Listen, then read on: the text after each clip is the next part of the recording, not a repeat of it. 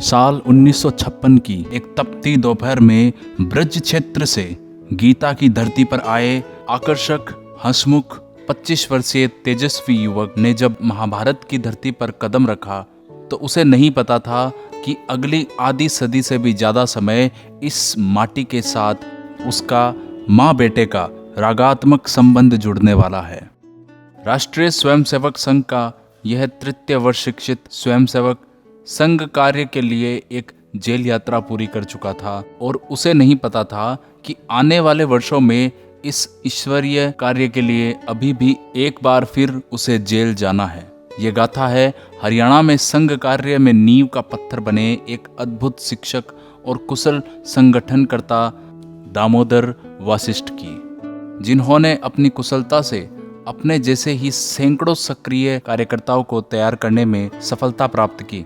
हरियाणा में पहली संघ शाखा 1937 में शाहाबाद मारकंडा में शुरू हुई। 1935 में वसंतराव ओक ने दिल्ली में संघ कार्य प्रारंभ किया। संघ कार्य भी दिल्ली से सटे क्षेत्रों में शीघ्र ही फैलता गया। 1937 से 1947 संघ के स्वयंसेवकों के शौर्य और पुरुषार्थ का कालखंड रहा। कर्तव्यनिष्ठ स्वयंसेवक अपने स्वजातीय बंधुओं की रक्षा में शुरू से सजग रक्षक की तरह खड़े रहे। इसी काल में उनके परिश्रम से संघ कार्य कस्बों और उनसे सटे गांवों में शीघ्र विस्तार लेता गया। जनवरी 1948 में अचानक गांधी जी की हत्या हो गई और कांग्रेस ने हत्या का झूठा आरोप संघ पर लगा संगठन को प्रतिबंधित कर दिया। हिंदू समाज पर भी इसका असर हुआ और इस मिथ्या दुष्प्रचार में आकर संघ विरोधी बन गया। संघ के स्वयंसेवकों ने असत्य का प्रतिरोध सत्याग्रह के द्वारा किया। फिर हरियाणा में 1949 से 1977 तक संघ कार्य में निरंतरता रही, परंतु विकास की गति धीमी रही। पर संघ के कार्यक्षेत्र निष्ठा, धैर्य और परिश्रम से कार्य का विस्तार देने में सफल होते गए और आज हरियाणा में संघ की शाखाएं 1000 से भी ज्यादा स्थानों पर पूरे उत्साह के साथ दिखाई देती है। इसके साथ ही समाज जीवन के हर क्षेत्र में उसका प्रभाव तथा स्वीकार्यता बढ़ी है। ऐसे में उन निष्ठावान स्वयंसेवकों को भी याद कर पुण्य स्मरण होता है, जिनके परिश्रम से और लगन से संघ हरियाणा में आज इस स्तर तक पहुंचा। इन नींव के पत्थरों में से एक थे कैथल के प्रोफेसर दामोदर वशिष्ठ। 1956 से मृत्यु पर्यंत 2009 तक हरियाणा में संघ के विभिन्न दायित्व निभाते हुए उन्होंने पुराने करनाल जिले, जिसमें आज के करनाल, पानीपत, कुरुक्षेत्र और कैथल जिले शामिल है, वहां संघ कार्य को जमीन और उसे प्रतिष्ठित करने में महत्वपूर्ण भूमिका निभाई। उनका जन्म 15 जुलाई 1930 को आगरा जिले के ताहरपुर गांव में किसान परिवार में हुआ। 1948 में महात्मा गांधी की हत्या के बाद संघ पर देश में लगे प्रतिबंध के दौरान 17 साल की उम्र में आगरा में सत्याग्रह कर जेल जाने वाले दामोदर जी संघ का तृतीय वर्ष करने के पश्चात 1956 में कैथल के प्रतिष्ठित RKSD कॉलेज में हिंदी संस्कृत के प्राध्यापक बनकर पहुंचे। अपने आकर्षक व्यक्तित्व, व्यवहार, कुशलता और उत्साही स्वभाव से वे शीघ्र ही पूरे इलाके में लोकप्रिय हो गए और उनके महत्व से कस्बों, ग्रामीण क्षेत्रों में संघ का कार्य घर घर पहुंचने लगा। तो आज हमारे साथ है दामोदर जी के पुत्र और वरिष्ठ पत्रकार हरेश वशिष्ठ जी, जिनसे हम जानते हैं हरियाणा में संघ कार्य में उनका क्या योगदान रहा। मुझे लगता है अगर हरियाणा में संघ कार्य में उनके योगदान को देखा जाए तो वो दो तरह से उसे परिभाषित है, वो कर सकते हैं। एक तो जिस समय वो हरियाणा में आए 1956 में, गांधी जी की हत्या को केवल 8 वर्ष बीते थे और संघ के बारे में समाज के अंदर बड़ी गलत धारणाएं मौजूद थी। तो ऐसे में सबसे ज़रूरी था कि संघ के कार्य को प्रतिष्ठा है वो दिलाई जाए। और पिताजी ने वो जो एक मुझे लगता है जो बड़ा कार्य किया वो था कि अपने व्यवहार से, अपने कार्य से, अपने परिश्रम से उस क्षेत्र में संघ कार्य को एक प्रतिष्ठा दिलाई कि संघ का स्वयंसेवक कैसा है, तो संघ का स्वयंसेवक ऐसा है, दामोदर जी जैसा है, और जिनके ऊपर कोई दाग नहीं, जिनका निश्चल व्यक्तित्व है, बड़ा समाज के प्रति बड़ा आशावादी दृष्टिकोण है और किसी के प्रति द्वेष नहीं। तो ऐसा जो संघ के कार्य को प्रतिष्ठा जो दिलाना है, समाज में स्थापित करना है, मुझे लगता है एक ये बड़ा कार्य था। और इसमें एक जो उनका प्राध्यापक के तौर पर जो जीवन था, उससे उन्हें बड़ा सहयोग मिला। वो उससे पहले 1948 के अंदर जेल भी जा चुके थे और शिक्षित स्वयंसेवक थे। तो ऐसे में वो जिस समय अपने विद्यार्थी हैं उनसे बात करते थे, विद्यार्थियों के साथ एक अपनेपन का जो उनका संबंध था, और वो संबंध केवल उस विद्यार्थी से नहीं होता था, उनका वो पूरे परिवार के साथ होता था, और खासकर ग्रामीण विद्यार्थियों के साथ उनका बड़ा गहरा संबंध था। और इसीलिए उन्होंने गांव-गांव जाकर शाखाएं खड़ी की और एक जो संघ के प्रति जो एक नकारात्मक भाव था उसको दूर किया। इसके साथ ही वो समाज जीवन के हर क्षेत्र के साथ जुड़े, चाहे वो धार्मिक क्षेत्र है, चाहे वो सामाजिक क्षेत्र है, सांस्कृतिक क्षेत्र है, यहाँ तक कि राजनीतिक क्षेत्र है। वो उस राजनीतिक क्षेत्र की सामाजिक सांस्कृतिक जितनी भी अलग अलग तरह की धाराएं थी उसमें किसी न किसी रूप में सक्रिय थे। अधिकांश स्थानों पर तो वो पदाधिकारी थे, संघ का दायित्व निभाते हुए। वो मज़ेदार बात तो ये है कि वो आर्य समाज के भी अध्यक्ष रहे, और वो उसके साथ फिर कहीं अगर धार्मिक गतिविधियां चलती थी तो वो उसमें सक्रिय रहते थे। सांस्कृतिक गतिविधियों में सक्रिय रहना तो स्वाभाविक था। तो ऐसे में उन्होंने हर क्षेत्र में एक संघ को स्थापित करने का एक बड़ा कार्य किया, और उसमें उनका जो साथ दिया वो कॉलेज में ही और जो प्राध्यापक थे, जो स्वयंसेवक प्राध्यापक थे, उनके साथ एक टीम बनाकर, और निर्भीक थे। वो कहीं भी गलत बात के लिए खड़े हो जाना, मतलब है वो चाहे किसी के साथ भी अगर गलत हो रहा है तो उसके साथ डटकर खड़े हो जाते थे। मतलब इससे मतलब एक ऐसे स्वयंसेवक की छवि बनी जो हमेशा दूसरे को मतलब सहयोग करने को तैयार है और गलत बात के लिए डटकर खड़े होने को तैयार है। तो मुझे लगता है भी एक ये बड़ा उनका जो योगदान है वो हरियाणा के समाज जीवन के अंदर वो रहा।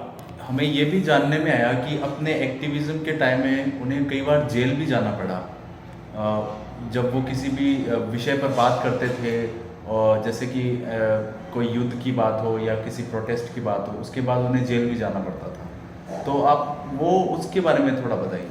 वो जैसे मैंने बताया कि 1948 में महात्मा गांधी की हत्या के बाद जो संघ पर प्रतिबंध लगा, उस समय वो जेल गए, और उसके पश्चात 1975 में जब पूरे देश में लोकतंत्र को दबाने के लिए एक आपातकाल लगाया गया, तो उस समय भी बड़ी तादाद में हरियाणा में जो कार्यकर्ता थे, संघ के कार्यकर्ता थे, वो जेल गए, और उसमें पिताजी भी जेल गए। और उस समय में एक पूरे क्षेत्र में एक ऐसा वातावरण था कि सत्याग्रह करते हुए लोग जेल जाना गर्व का अनुभव करते थे। तो एक माहौल है वो वैसा बना कि लोकतंत्र के लिए संघ लड़ा, और संघ केवल लड़ा ही नहीं बल्कि उसने अगुवाई की। मतलब और इसमें मैं एक बात और, क्योंकि मैं उस समय स्कूल में पढ़ता था, तो जेल में जब उनसे मिलने के लिए जाना होता था, करनाल जेल के अंदर वो बंद रहे, तो करनाल जेल में वो केवल ऐसा नहीं था कि वो ही मतलब है उत्साही कार्यकर्ता थे। जेल के अंदर भी एक उत्साह का वातावरण है संघ के कार्यकर्ताओं ने बनाकर रखा। जो अन्य कैदी थे, जो राजनीतिक कैदी थे, जब निराशा आती थी, भी पता नहीं कब आपातकाल हटेगा, कब जेल से छूटेंगे, तो उनमें एक आशा का संचार करना, उसमें पिताजी मुख्य भूमिका में थे और संघ के अन्य कार्यकर्ता भी इसमें योगदान देते थे। और एक बार और जिस समय वो हरियाणा कॉलेज टीचर्स यूनियन के प्रेसिडेंट रहे, और कैथल के अंदर है कॉलेज टीचर्स ने मैनेजमेंट के खिलाफ एक बार अपनी डिमांड्स को लेकर प्रोटेस्ट किया। उस प्रोटेस्ट में भी उन्हें कुछ दिन के लिए है वो जेल के अंदर है वो रहना पड़ा मतलब है।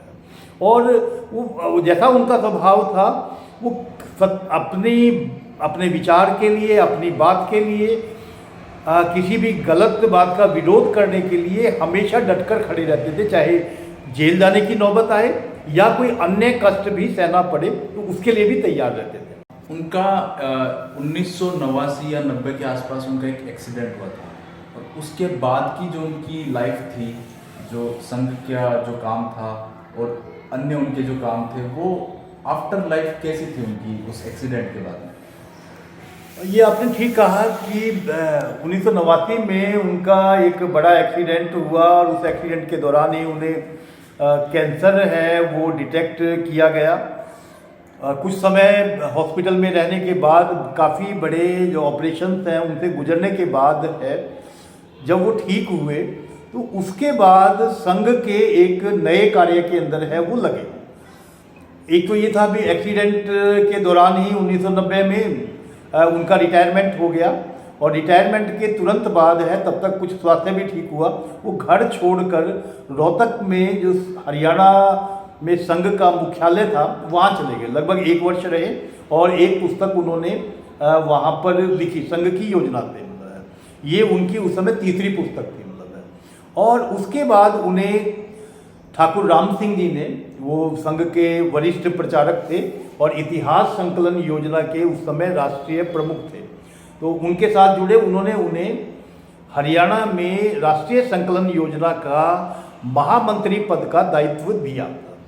तो उस संघ की उस योजना में उन्होंने हरियाणा में जगह जगह संगठन की इकाइयाँ खड़ी की और इकाइयाँ खड़ी करने के साथ साथ पूरे हरियाणा में गांव-गांव में कस्बे कस्बे में जो हरियाणा का गौरवशाली इतिहास है उसका लेखन करवाया।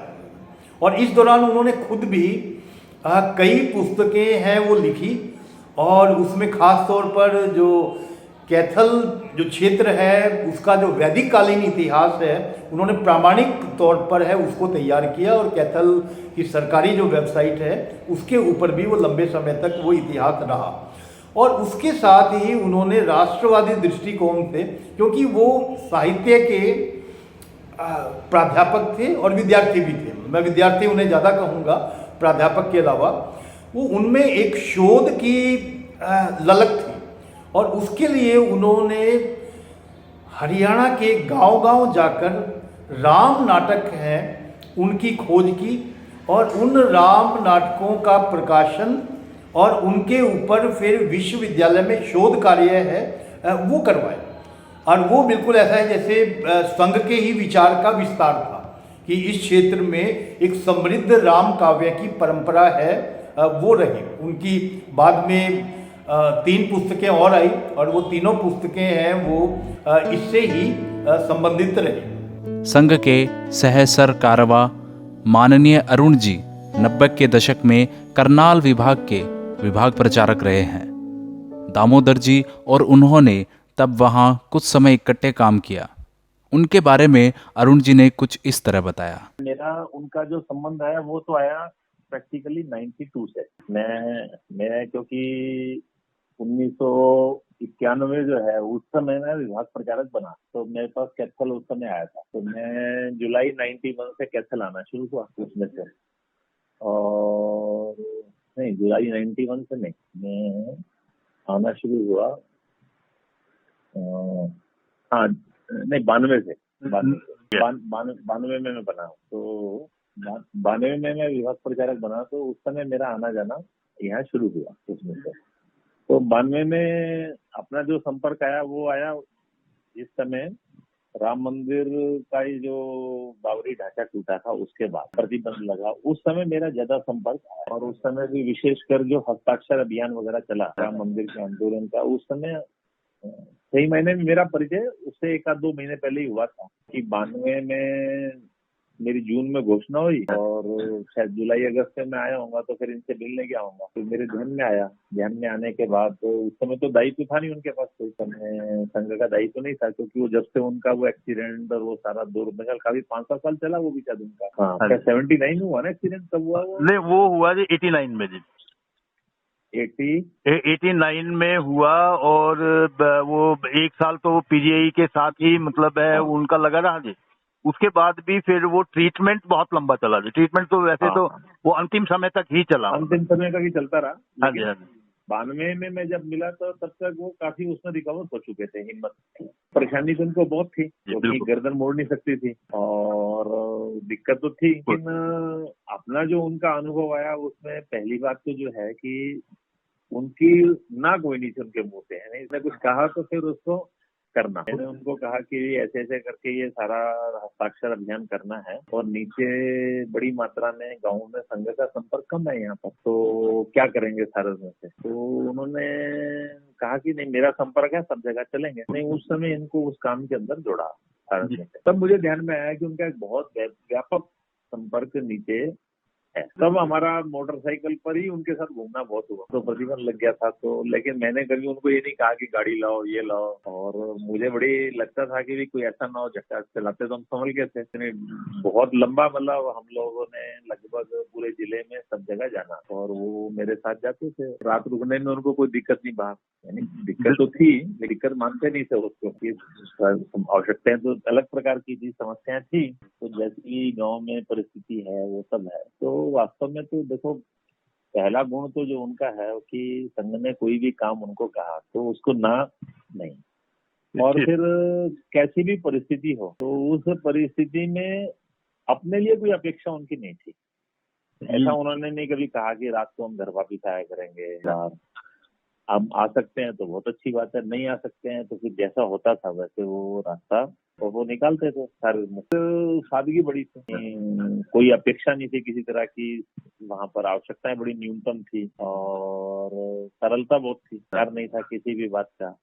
आयु इतनी ज्यादा होने के बाद भी वहाँ उनके जो संबंध थे, मतलब वो बड़े आत्मीयपूर्ण संबंध सबके साथ थे। और पुराने 15-15, 20-20, 25-25 साल पुराने विद्यार्थी भी उनके साथ बड़े आदर से मिलते थे।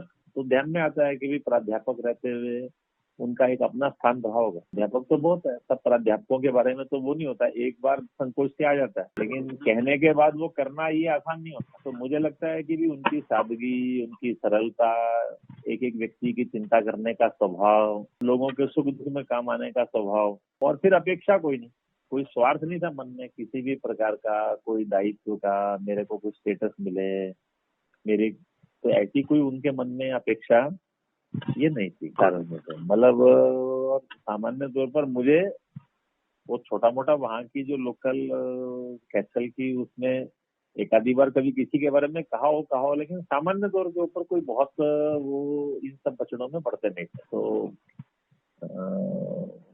तो मुझे लगता है कि भी उनका एक निस्वार्थता, उनका समर्पण, उनका परिश्रम, ये सब बातें थी। और आयु और स्वास्थ्य, यानी ये दोनों बातों की सीमा होने के बाद भी कि जो मानसिक और आध्यात्मिक शक्ति थी उसके आधार पर वो काम करते थे, ऐसा मेरा मानना है सारा से। जब उनको फिर जब इतिहास संकलन का काम दिया, तो इतिहास संकलन का काम तो हरियाणा में बहुत समय से था, लेकिन उसकी कोई दिशा नहीं थी। उन्होंने फिर उसके अंदर जो परिश्रम किया और उसमें दोनों बातें ध्यान में आई। उनको हरियाणा की जमीन की समझ भी बड़ी जबरदस्त थी और मिट्टी से जुड़े हुए थे, और जिस प्रकार से उन्होंने इतिहास संकलन की दृष्टि से संगठनात्मक रचना, साहित्य की रचना, ये सारा जो उन्होंने किया, तो वो अपने आप में एक बहुत बड़ा उनका योगदान तो वो है ही है। तो मुख्य तो यही है कि संघ ने जो काम दिया उस काम को ना नहीं, उनकी परिस्थिति कैसी भी हो, जैसे उन्होंने अपेक्षा जो थी उसके अनुरूप उसको खरा उतरने का प्रयास और किया। सब करते हुए अपने लिए कोई अपेक्षा नहीं थी, काम करते हुए ना कोई सुविधा की अपेक्षा थी, ना कोई रिकॉग्निशन की अपेक्षा थी, ना उसके बदले में संघ से कल को मुझे कुछ मिलेगा। तो ये जो उनका एक भाव था,